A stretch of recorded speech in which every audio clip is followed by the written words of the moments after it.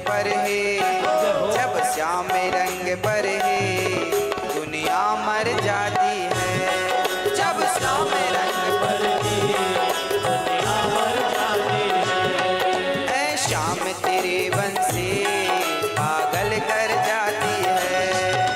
श्याम तेरे बन से पागल कर जाती है। हरि बोल।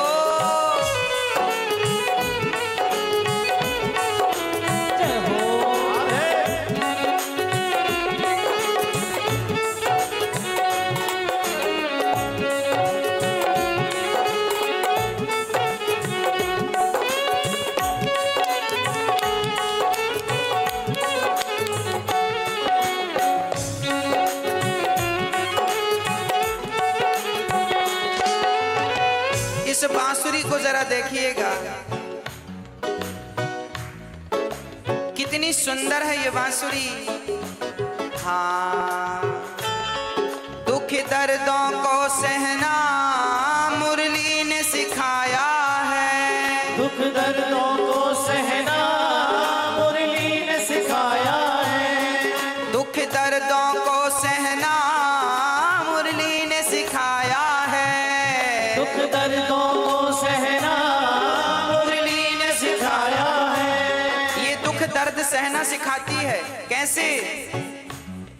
जिसके छेद हैं सीने में, जिसके छेद हैं सीने में, बांसुरी के सीने में 7 छेद कर दिए, फिर भी जिसके छेद हैं सीने में फिर भी मुस्काती है। ऐ शाम तेरी बंसी पागल कर जाती है। ऐ शाम तेरी बंसी पागल कर जाती है। ऐ शाम तेरी बंसी पागल कर जाती है। मुस्कान तेरी मोहन घायल कर जाती है। मुस्कान तेरी मोहन घायल कर जाती है। ऐ शाम तेरी बंसी पागल कर जाती है।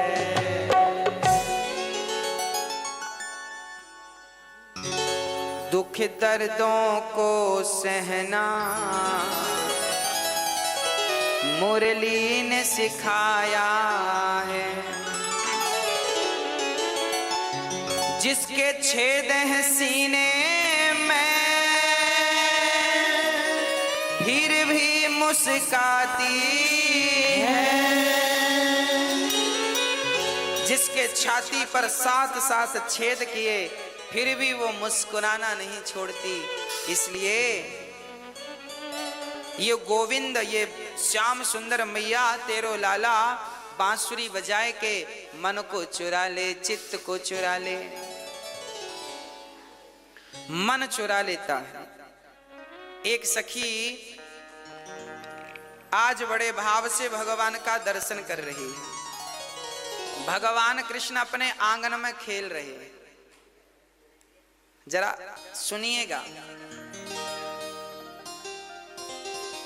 आज जगत को नचाने वाला भगवान यशोदा के आंगन में लौट रहा है। एक सखी गौशाला की तरफ गई तो देखा कन्हैया खेल रहे हैं, बालू में लौट रहे हैं। ऐसे बच्चे कैसे लौट जाते हैं जमीन पर, वैसे।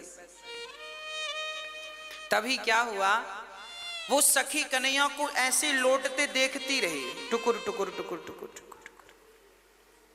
थोड़ी देर बाद उसके मन में आया कि मैं कब तक देखूंगी, इनका मुख देखना है, बालू से लिपटा हुआ इनका मुख कैसा है। तो वो गोबर भरने लगी और कन्हैया को देखने लगी। माँ यशोदा के आंगन में किनारे गौशाला भी थी, तो गाय का गोबर भर रही थी। वो गाय का गोबर उठाने रोज आती थी, सखी थी एक, तो उसने ज्यादा गोबर भर लिया टोकनी पर। तो कन्हैया को बुलाती है, लाला सुनो, कन्हैया सुनो, श्याम सुंदर सुनो। कन्हैया पड़े पड़े बोले, सखी का है गो, मुक्कू माखन खवा रही है का, माखन खवाए तो मैं उठूं। सखी बोली, हाँ हाँ मैं तो को माखन खवाऊंगी, एक छोटो सो काम कर दे मेरो। कन्हैया बोले, का काम करनो है। सखी बोली, देखो गोबर मैंने ज्यादा ही भर लियो है, ने किया टोकनी में हाथ लगवाए दे। कन्हैया छोटे से थे। अच्छा सखी हाथ लगवाने के बहाने लाला को निकट से देखना चाहती है, दर्शन करने का ये बहाना है। कन्हैया बोले तो मक्खन खवाएगी? हाँ हाँ वादा, एक लौंदा दूंगी मक्खन को।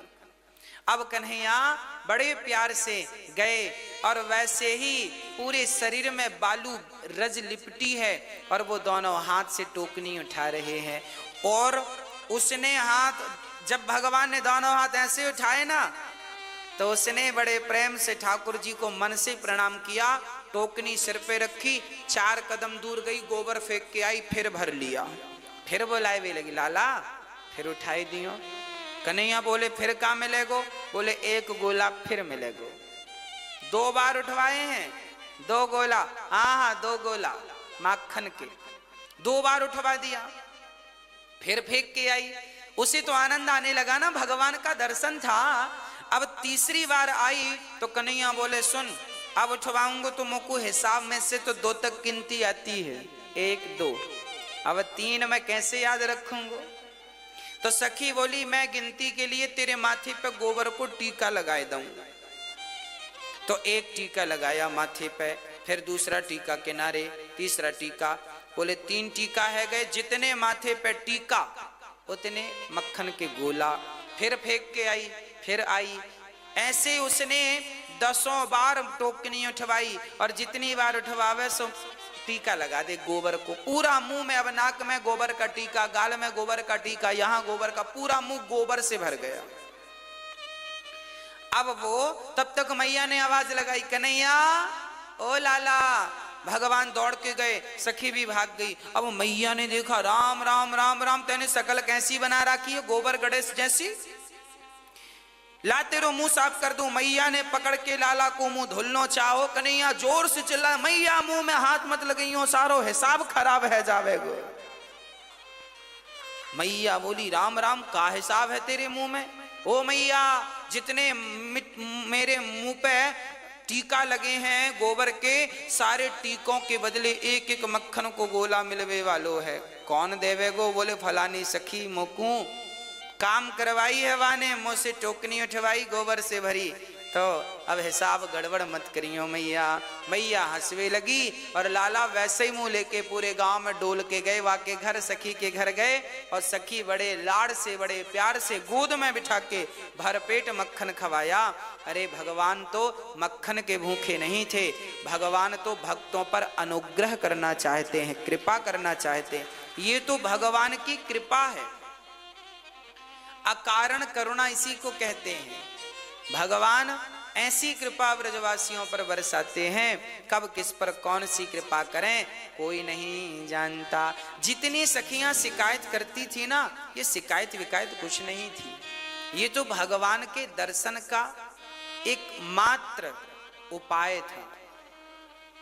लाखों गोपियां थी, रोज भगवान के दर्शन करने लोग आते थे। तो मैया परेशान, मैया ने कहा सुनो अब कोई मत आना, लाला को परेशान ना, वा को खेलने दो ना खाने दो। तो गोपियां शिकायत के बहाने लाला को दर्शन करवे, क्योंकि मैया दरवाजे के भीतर रखा करती थी लाला को।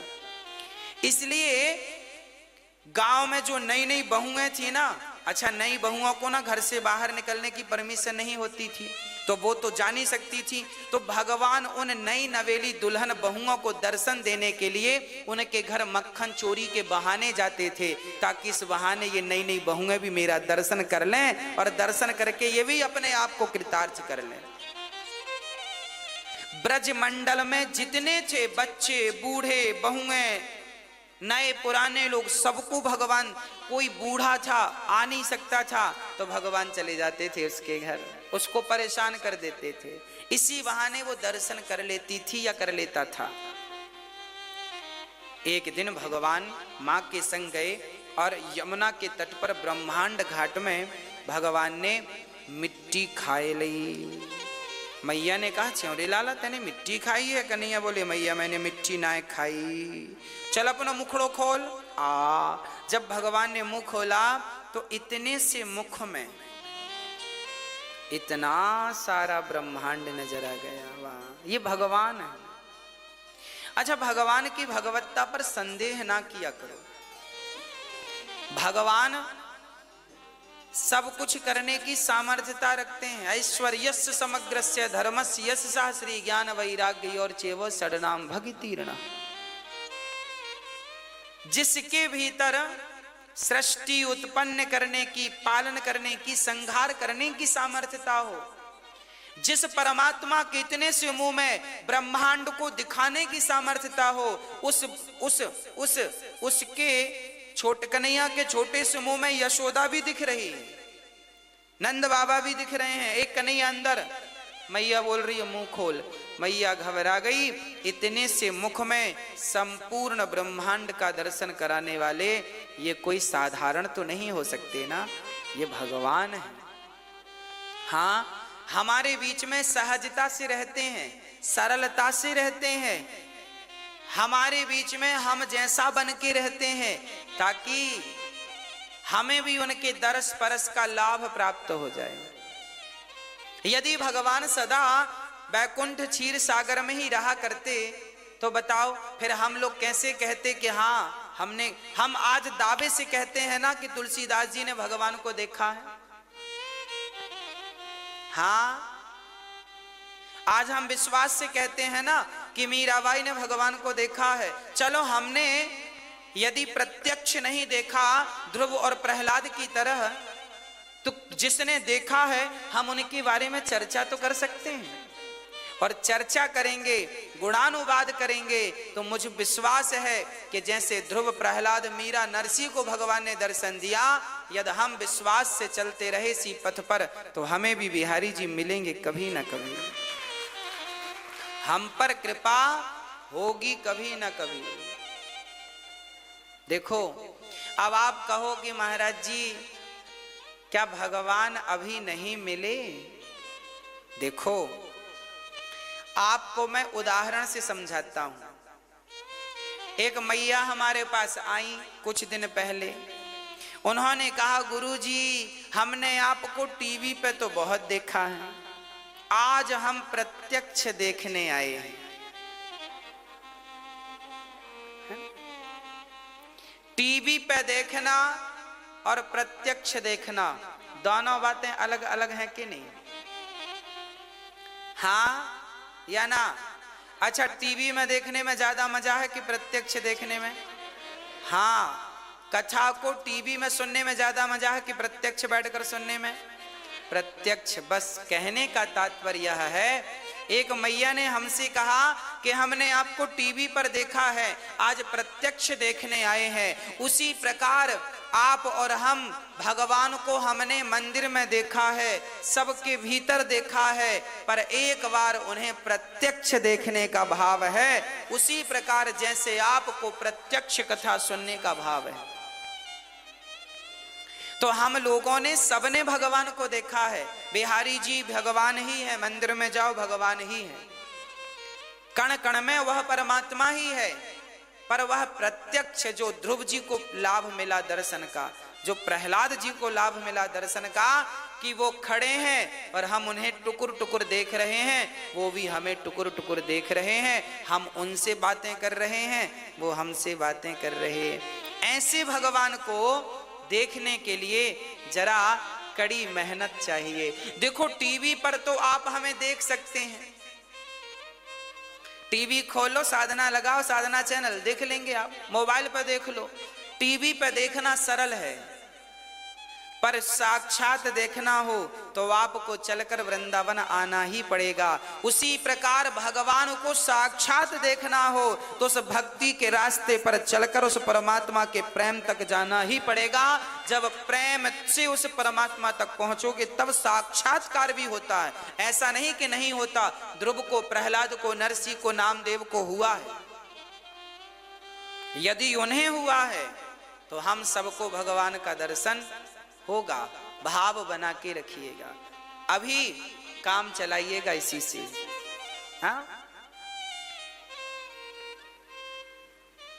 तो भगवान मिट्टी खाए, मां ने पूछा तो भगवान ने कह दिया, ना हम भक्षितवानंबा सर्वे मिथ्याभिशंसिनः।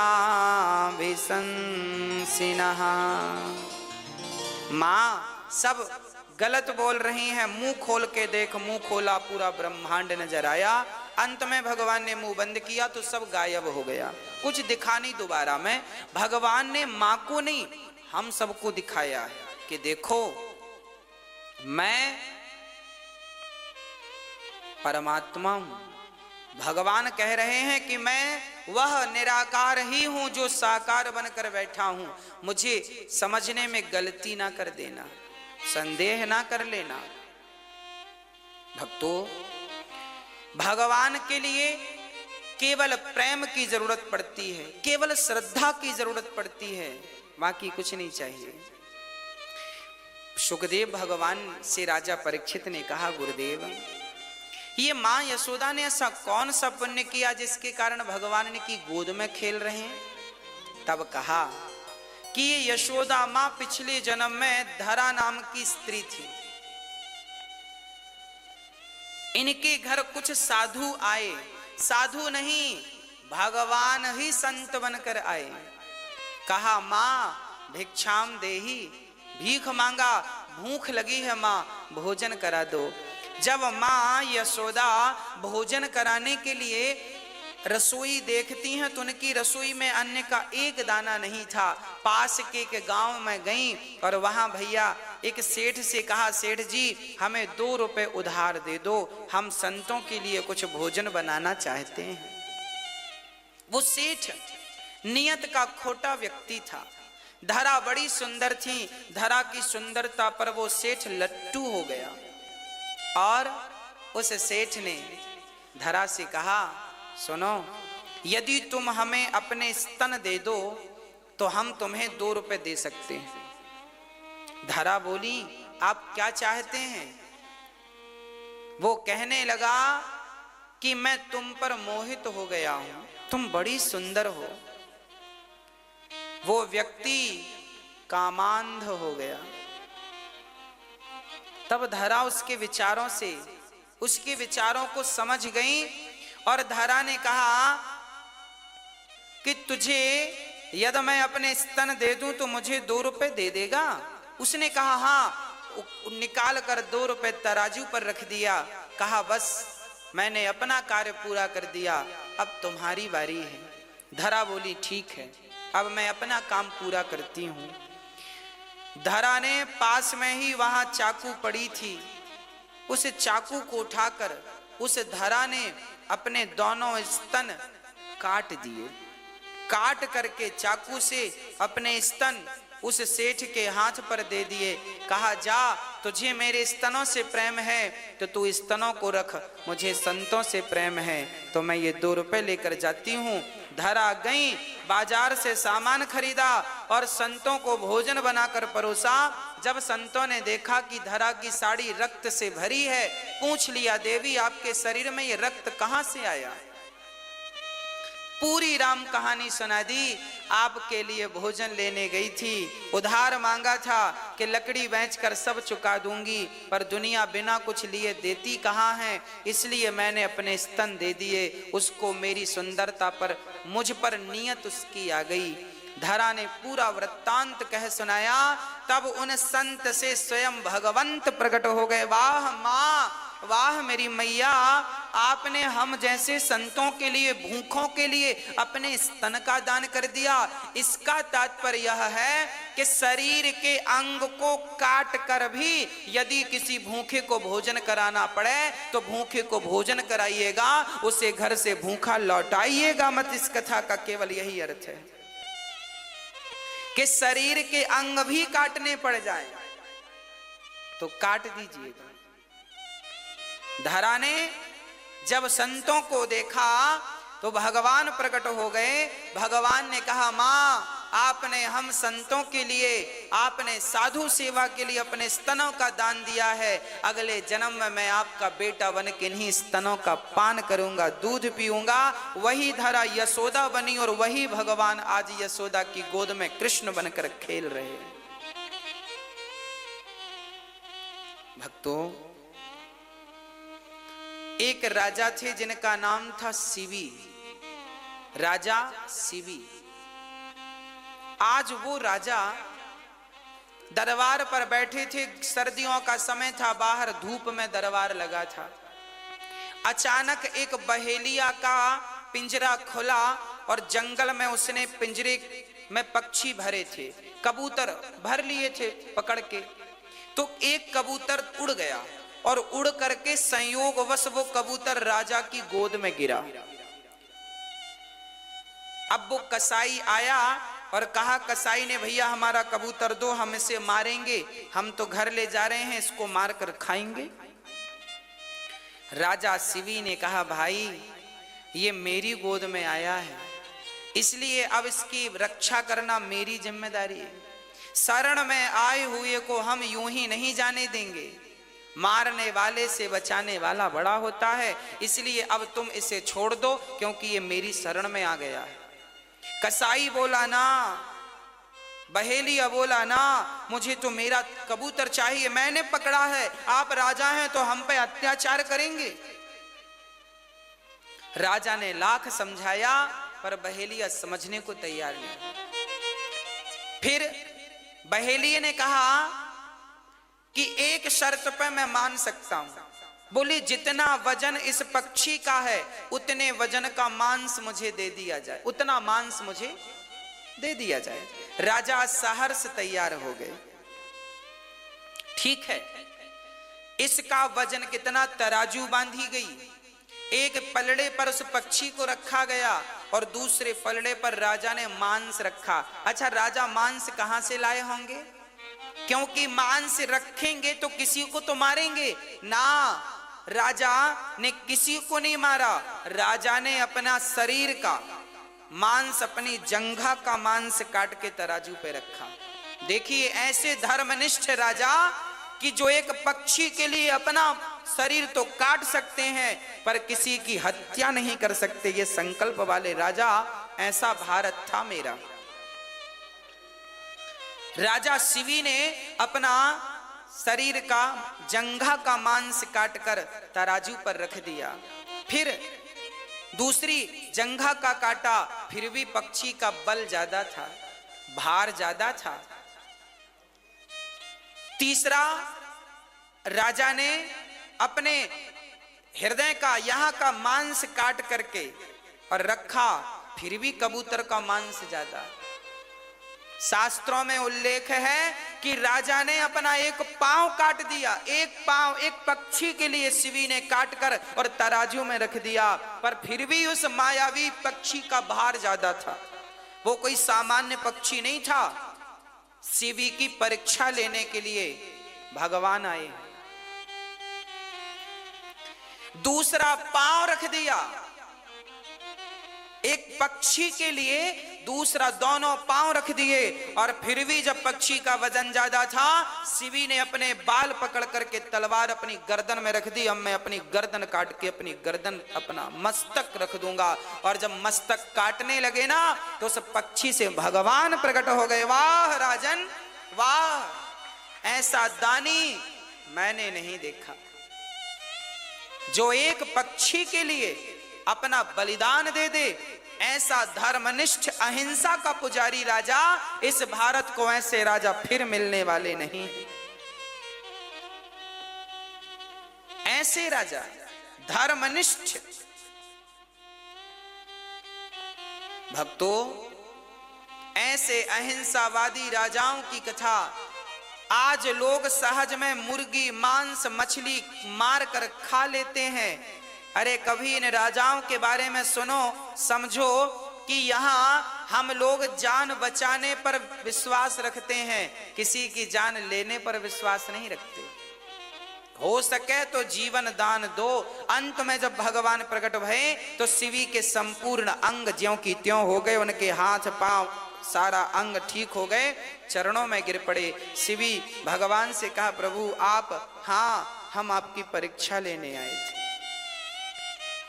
आपके जीवन में जब विपत्ति पड़े, विषम परिस्थिति आए तो समझ लेना कि भगवान आपकी परीक्षा लेने आ गए। आप घबराइए मत, इस परीक्षा में पास होकर दिखाइए। पास होइए। भक्तों, इसलिए हम कहा करते हैं कि अपने घर से अतिथि को भूखा मत जाने दीजिएगा। राजा शिवी ने दान दिया अपने शरीर के अंग का उस पक्षी के लिए। इसलिए हम आपसे कहते हैं कि आप भी दान देने का भाव जगाइए। यहां वृंदावन धाम पर, ये वृंदावन भगवान की निज क्रीड़ा स्थली है, लीला स्थली है। इस धरती पर साधु संत जो भगवान के आश्रित हैं, जो दिन रात भगवान का नाम जपते हैं, ऐसे संतों का सुबह हमें दर्शन और ऐसे बड़े संतों को भोजन कराने का अवसर हमें मिलता है। इस अवसर को हम कैसे गवाएं? हाँ, इस भीड़ में ना जाने कब मेरे गोविंद आकर खड़े हो जाएं, कब मेरे गोविंद दानों हाथ पसार कर कहें कि मुझे भी आज रोटी खानी है। इसलिए आप इस अन्न क्षेत्र से जुड़िएगा। यहां हजारों रोटियां रोज बंटती हैं। 8 से 10 हजार रोटियां यहां अन्न क्षेत्र में लगभग रोज बंटती हैं। कभी ज्यादा भी होती हैं, इससे कम नहीं होती। लगभग 2000 साधु भोजन करते हैं। हाँ, 2000 लोग लगभग रोज भोजन करते हैं। आप इस अन्न क्षेत्र में आप अपने बच्चों के नाम से जन्मदिन पर, शादी की सालगिरह पर जब आप देते हैं, तो ये संत लोग बड़े प्रेम से प्रसाद आपका ग्रहण करते हैं। और जब वो पेट भर के खाते हैं ना, याद रखना, जब कोई पेट भर के खाता है आपके द्वारा, तो उसके अंदर से जो डकार निकलती है ना, वो डकार ही आशीर्वाद के रूप में प्राप्त होती। वाह, आपने तृप्त कर दिया, सामने वाले को पेट भर दिया। अन्न दान से बड़ा कोई दान नहीं है। इसलिए आप इस अन्न क्षेत्र से जुड़कर, यहां नित्य सेवा चल रही है, ये महीनों से चल रही है। कब से चल रही है आप देख रहे हैं। और मैं यही अब भगवान से प्रार्थना करूंगा कि हे बिहारी जी, इस दास अनिरुद्ध की ये सेवाएं आखिरी श्वास तक चलती रहें। हे नाथ, ये सेवा हमेशा चलती रहे, अन्न क्षेत्र चलता रहे, लोग भोजन करते रहें।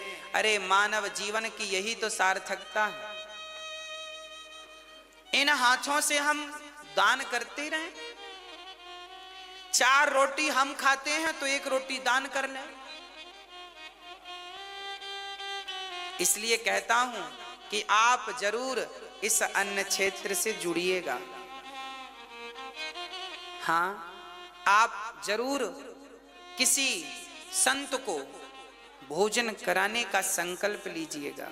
और यहां पर वृद्ध माएं, बूढ़ी हमारी माएं, जिन माओं को जब अपने बच्चों ने, खुद की संतान ने लाड़ नहीं किया, प्यार नहीं किया, दुलार नहीं किया, जिस उम्र में, बुढ़ापे में सबसे ज्यादा माँ बाप को बच्चों की आवश्यकता होती है, तभी बच्चे अपने माँ बाप को घर से निकाल देते हैं, माँ को घर से निकाल देते हैं। हाँ,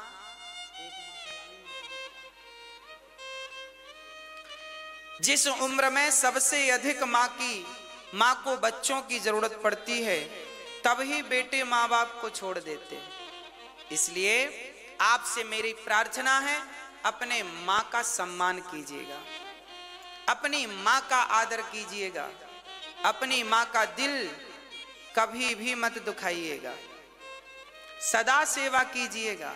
मातृ देवो भव, माँ भगवान है। इसलिए जो बच्चे सेवा नहीं करते, उन माओं को ये दास अनिरुद्ध यहां रखकर उन सभी की सेवा का लाभ लेता है। देखिए, आज सबसे सस्ता यदि कुछ है तो पुण्य कमाना सबसे सस्ता है। अब लोग ना कमाएं वो उनकी अज्ञानता है। आज के जमाने में सबसे सस्ता यदि कुछ है तो पुण्य कमाना सस्ता है। अरे किसी माँ के चरण दबा दो, अपने आप आपको पुण्य मिल जाएगा। किसी माँ का सहारा बन जाओ, अपने आप आपको पुण्य मिल जाएगा। इसमें खर्चा कुछ भी नहीं है, खर्चा कुछ भी नहीं है, पर पुण्य बराबर मिल रहा है। वो बच्चे मुझे लगता है समझते ही नहीं। वो बड़े घाटे में चल रहे हैं जिन्होंने अपनी मां को निकाल दिया है। हाँ, अरे सेवा का अवसर, कुत्ता बिल्ली कभी सेवा नहीं करते अपनी मां की। एक भगवान ने मनुष्य को ही सेवा करने का अवसर दिया है, इसलिए आप अपने मां की सेवा कीजिएगा। मां का दिल कभी ना दुखाइएगा। कहते हैं मां की दुआ कभी खाली नहीं जाती, और ये बात भगवान से भी टाली नहीं जाती। बर्तन मांज कर 4 बच्चों का पेट भर लेती है मां, पर उन 4 बच्चों से एक बूढ़ी मां पाली नहीं जाती। उन माओं का दर्द जरा समझिएगा। जब बच्चों की सबसे ज्यादा जरूरत थी, तब बच्चों ने मां को घर से निकाल दिया। कोई बात नहीं, उन्होंने निकाला है तो क्या हुआ। ये दास अनिरुद्ध उन सभी माओं की सेवा करने के लिए बैठा है। शायद भगवान ने हमारा जन्म इसलिए दिया है, हमें भेजा है संसार में कि जाओ जिन जिन माओं के बच्चे सेवा नहीं करते, उन माओं के बच्चे बनकर, बेटा बनकर तुम सेवा करना। ईश्वर ने हमें एक छोटी सी जिम्मेदारी दी है। हाँ, ये मैया जी हैं, कल ही आई, कल ही आई है मैया जी। कितने बच्चे हैं आपके? 2 लड़के। सेवा करते हैं? नहीं करते। बहुओं ने मेरा घर भी बिकवा दिया और निकाल भी दी। बहू ने घर से निकाल दिया? हाँ, बहुओं ने, बेटों ने, सबने, बेटों ने घर से निकाल दिया। तो आप उनसे बोले नहीं कि बेटा हम तुम्हारी माँ हैं, सेवा करना तुम्हारा कर्तव्य है? महाराज जी बोली, मेरे बेटी ने 14 महीने रखी और बेटों ने नहीं रखी। बेटी ने 14 महीने रखी पर बेटों ने नहीं रखा। पर ये माँ है, ये माँ सोचती हैं कि बेटियों के घर भी रहने से क्या फायदा। जब बेटों ने सेवा, 2 बेटे हैं, सेवा नहीं किया, उन्होंने निकाल दिया माँ को, तो बेटियों के घर भी माँ भला कितने दिन रहे। तब इस माँ को ये बेटा नजर आया और माँ इस बेटे के पास आ गई। अब आप यहीं रहिएगा। आप इन माँ का बेटा आपको कहीं भी मिल जाए तो जरूर उस बेटे से कहिएगा, बेटा माँ की सेवा भगवान की सेवा जैसी होती है, जो तुमने किया है वो ठीक नहीं है। हाँ, इसलिए मैं इन माँओं का परिचय इसलिए कराता हूं कि कहीं रास्ते में इन माँओं के बेटे आपको मिल जाएं तो जरा याद दिला देना कि बेटा तेरी माँ है। कभी तू घर से निकल जाता था घंटे भर के लिए तो माँ रो रो के घर भर देती थी, मेरा बेटा कहाँ गया, मेरा बेटा कहाँ गया। और अब तेरी माँ तेरी नजरों के सामने नहीं है, तू एक बार भी ढूंढता नहीं है कि तेरी माँ कहाँ चली गई। तुझे माँ की याद नहीं आती। तो आपसे प्रार्थना है, मैं टीवी पर इन माँओं का दर्शन इसलिए कराता हूँ ताकि इनके बेटे कहीं मिले तो उन्हें याद दिलाना कि बेटा तेरी एक माँ भी है जैसे तू भूल गया।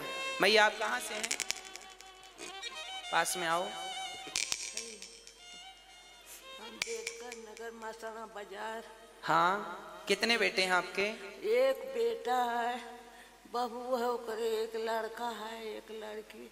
तो बेटा सेवा करता है आपकी? आपके हमारे पति खुद है। अच्छा, पति खुद है, उन्हें पता नहीं, देखे ना मांगते। और हम कहे अरे हमरो है हो, हम इतना कुल बनाए, अब हमार कुछ ना है, का तुम जोन तोहर करे को थाना अदालत कह धारा। कोई बात नहीं, आप रोइए मत मैया जी। अपना आ जाता, हम काव करी। ये सभी वो माएँ हैं जो किसी ना किसी प्रकार से केवल अपनी ही संतान से परेशान है। आज हम किसी गैर से, दूसरों से परेशान नहीं हैं।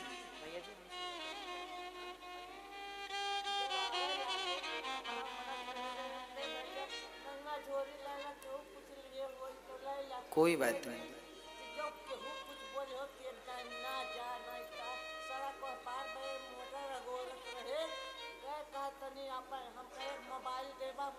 ना तब मोबाइल है। मैया जी कह रही हैं कि जब हम आ रहे थे घर छोड़कर तो किसी ने एक बार नहीं कहा कि मत जाओ। क्या किरायादार है, उन्होंने चाहे डर बस चाहे उन्होंने नितरा मारे तो उन्होंने ना बोले। चलिए आप अब यहीं रहिएगा, बैठिए। अब क्या बना कर हाँ हाँ यहीं रहिएगा। जिन माओ के पुत्रों ने सेवा नहीं की उन माओ का अब आप बताइए कौन सहारा बनेगा, कहां जाएंगी? अब ये बताओ इस उम्र में ये मैया कहां जाएंगी, कहां जाएंगी? हम अपने मित्र से मिलने आए हैं। द्वारपालों ने कहा आप कहां से आए हैं? हम बहुत दूर से आए हैं। किससे मिलने आए हो? कृष्ण से। कौन है वो? मेरा मित्र है। द्वारपाल हंसने लगे, राम राम, तुम जैसे भिखारियों को भी भगवान ने अपना मित्र बना लिया। सुदामा जी बोले वो दयालु है, वो सबको अपना मित्र बना लेता है, मुझे भी मित्र बनाया। मैं अपने सखा को देखने मिलने आया हूँ, एक बार हमें मिलने दे दो। सुदामा जी को द्वारपालों ने मिलने नहीं दिया। अब सुदामा जी वापस जाने लगे।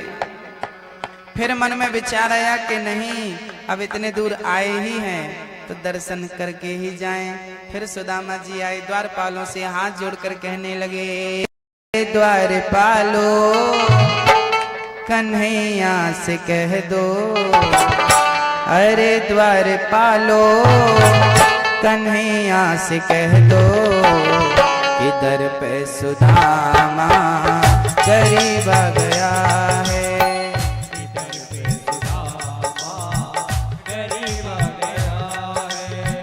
भटकते भटकते न जाने कहाँ से, भटकते भटकते न जाने कहाँ से, तुम्हारे महल के करीब आ गया है।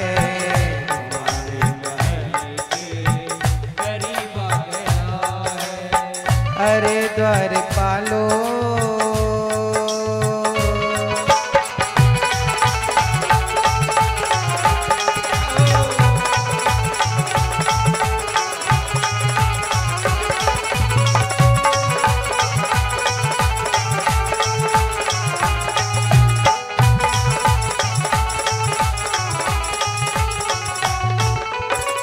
न सर पे है पगड़ी न तन पे है जामा, बता दो कन्हैया को नाम है सुदामा।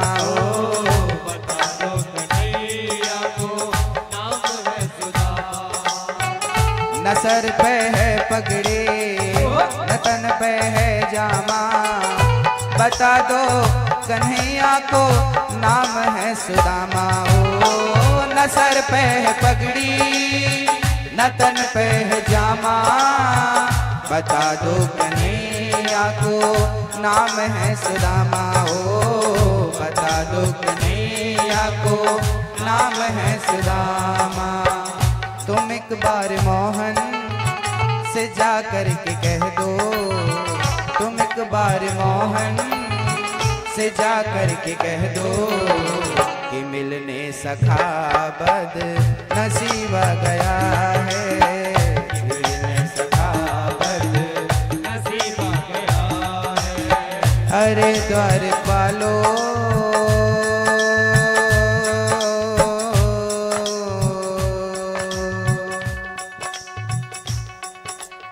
एक द्वारपाल दयावश चल पड़ा भगवान से मिलने। विचार करता गया मेरे कन्हैया कितने दयालु हैं, किसी को भी अपना मित्र बना लेते हैं। नमस्कार किया, सरकार की जय हो। भगवान बोले क्या है द्वारपाल? द्वारपाल क्या है? भगवान ने सुदामा जी के उस द्वारपाल ने कहा, भगवान के द्वारपाल ने बोला प्रभु एक आदमी आया है, शीश पगा न झगा तन में, आही जान को आही बसे के ही ग्रामा, धोती फटी सिलटी दुपटी अरु पाए उपासन की नहीं सामा, पाए उपासन की नहीं सामा, पाए उपासन की नहीं सामा। भगवान बोले कहाँ है? द्वार खड़ो, ओ द्वार खड़ो तुझ दुर्बल एक रहो चकिसो वसुधाय अभिरामा।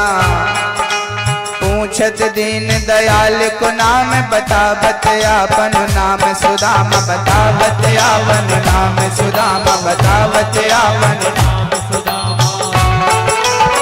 सुनते ही दौड़े चले आए मोहन, लगाया गले से सुदामा को मोहन।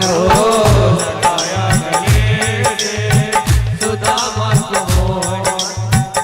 कि सुनते ही दौड़े, कि सुनते ही दौड़े, कि सुनते ही दौड़े चले आए मोहन, लगाया गले से सुदामा को मोहन। हो सुनते ही दौड़े चले आए मोहन, लगाया गले से सुदामा को मोहन। हो लगाया गले से सुदामा को मोहन। हुआ रुक्मणी को बहुत ही अचंभा, हुआ रुक्मणी को बहुत ही अचंभा। ये मेहमान कैसा अजीब आ गया है, ये मेहमान कैसा अजीब आ गया है।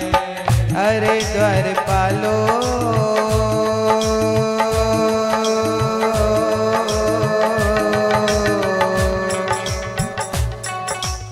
मित्र को बिठाया पर सुदामा नीचे बैठ गए। अरे मित्र यहाँ नहीं, ऊपर बैठो, मेरी आसन पर बैठो। खड़ा किया।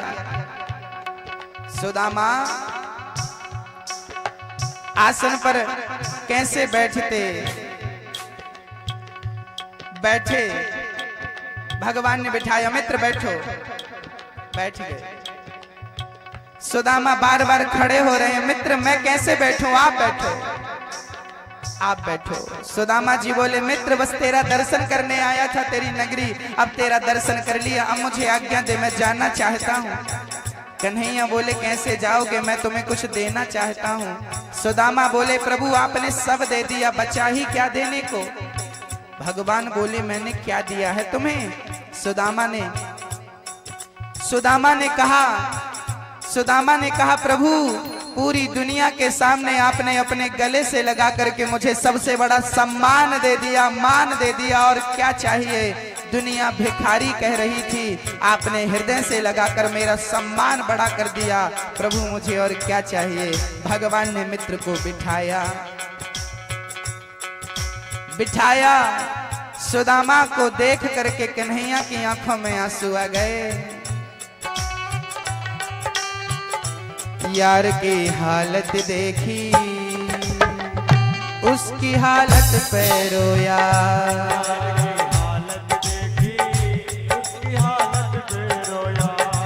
यार के आगे अपनी शान शौकत पे रोया। यार के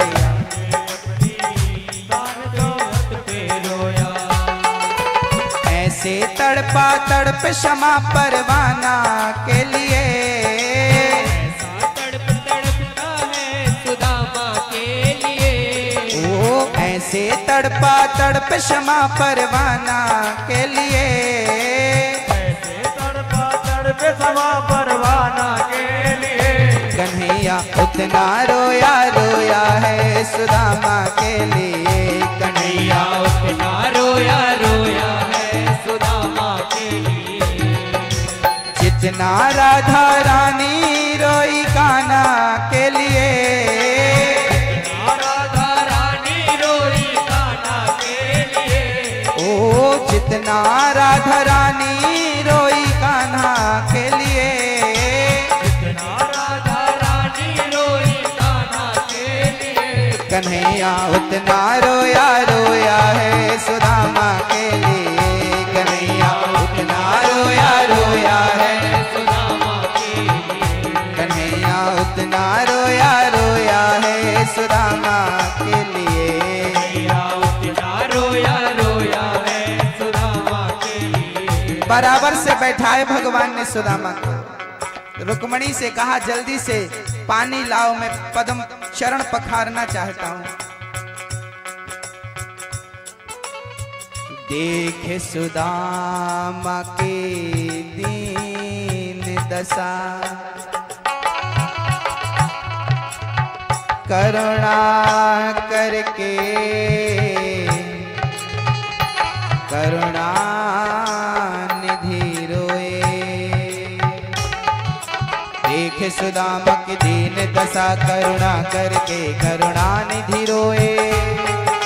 पानी परात को हाथ छुओ नहीं, नैनन के जल से पग धोए। नैनन के जल से पग धोए, नैनन के जल से पग धोए। बराबर से अपने सुदामा बिठाए, चरण आंसुओं से श्याम ने धुलाए हो।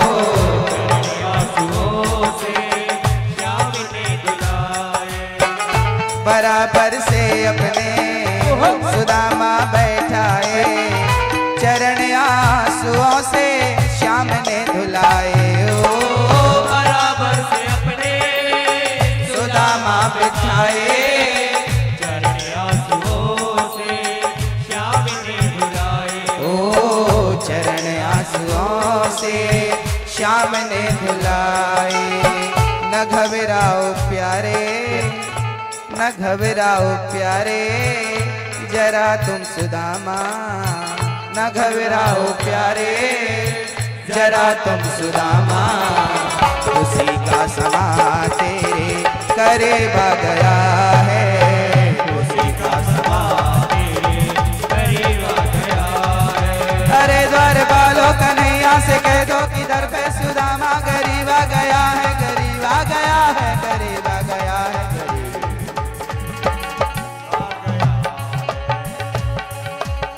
भटकते भटकते न जाने कहाँ से, भटकते भटकते न जाने कहाँ से, तुम्हारे महल के करीब आ गया है। तुम्हारे महल के करीब आ गया है, तुम्हारे महल के करीब आ गया।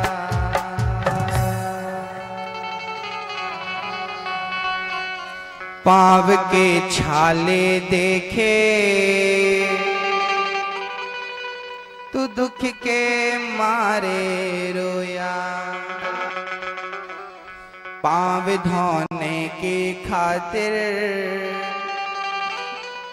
खुशी के मारे रोया। आंसू थे भरपाई बस हर जाना के लिए, आंसू थे भरपाई बस हर जाना के लिए। कन्हैया उतना रोया रोया है सुदामा के लिए। जितना राधा रानी रोई हैं गोविंद के लिए, उतना भगवान ने आंसू बहाए हैं अपने मित्र सुदामा के लिए। सुदामा से कहा कन्हैया ने, मित्र मेरी भाभी ने मेरे लिए क्या भेजा है। सुदामा पोटरी छिपाने लगे, लाला कछू ना भेजो तेरी भाभी ने। भगवान ने छीन ली पोटरी, छीन ली वो पोटरी जो सुदामा छिपा के रखे थे। खोल करके भगवान ने उस पोटरी को देखा। उस पोटरी में चावल बांधकर सुशीला ने भेजे थे, फटे पुराने से कपड़े में चावल बांध करके।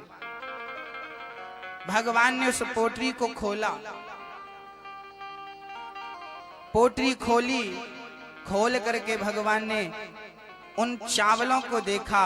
चावलों को देखकर भगवान की आंखों में जल आ गया, आंसू आ गए। मित्र इतनी गरीबी में जीवन व्यतीत कर रहे हो, आज तक तुम्हें याद नहीं आई। भगवान ने उस चावल को उठा करके पहली मुट्ठी चावल भगवान ने ग्रहण कर लिया, खा लिया, खा लिए भगवान ने चावल। दूसरी मुट्ठी चावल भी भगवान सराहना करते हुए खाते हैं। मित्र ये लो, आपका दिया प्रसाद बहुत मधुर है, बहुत मीठा है। भगवान ने दूसरी मुट्ठी भी खा लिया और जब तीसरी मुट्ठी खाने लगे तो रुक्मणी जी ने हाथ पकड़ लिया, प्रभु सब खा लिया, अरे हमें भी तो थोड़ा सा दे दो। सुदामा के दिए उस चावल को भगवान प्रशंसा कर कर के खाए हैं। धन्य है भगवान की मित्रता। सुख में बनते मित्र जो,